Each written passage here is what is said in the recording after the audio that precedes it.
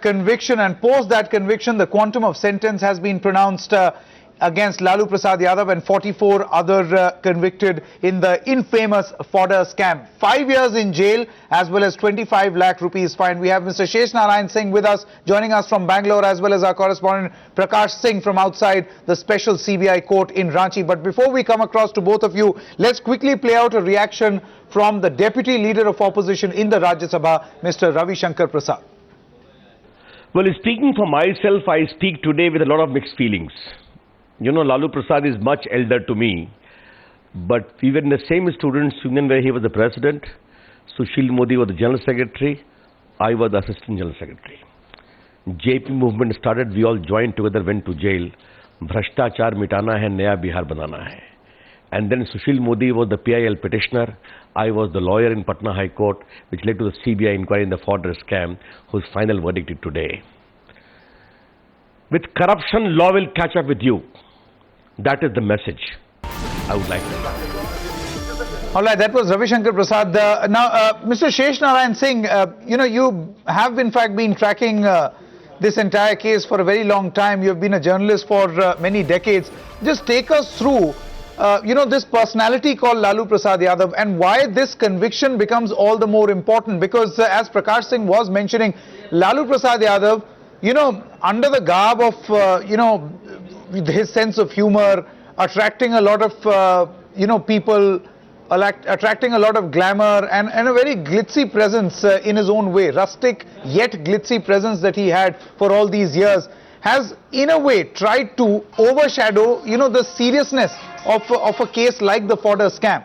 What does this conviction mean for the person called Lalu Prasad Yadav?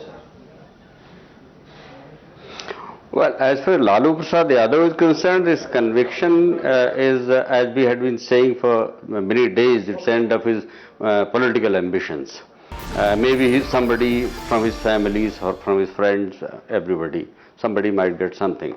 But Lalu Prasad Yadav as a politician who can be in a position of power, member parliament, member legislative assembly, minister and all those things, I think they are a distant cry. And as you asked me, Lalu Prasad Yadav, the person, well, I'll take up from where Ravi Shankar Prasad left. Lalu Prasad Yadav, in the fight against emergency, we called it Bihar Andolan. And all these leaders, Lalu Prasad Yadav, Sushil Modi, Nitish Kumar, and all the big ones, they were big leaders at that time, and they all fought against the emergency, and they won against the emergency. But somewhere in the middle, after 80, the culture of corruption in Indian polity started. Just 30 seconds of history will give you a background. In 1977, when Indira Gandhi lost, her son Sanjay Gandhi recruited many people who were not desirable for political organizations into the Congress. And when those people got power in 1980, then all the political parties started recruiting ruffians. So these big leaders of the 70s, the people who fought against the dictatorship of emergency, they also started earning money through political means. And that's what started. And today, one of them has been convicted, and I think he has got a reward for what he did in last 20 to 30 years. After he became a chief minister, he became a different man.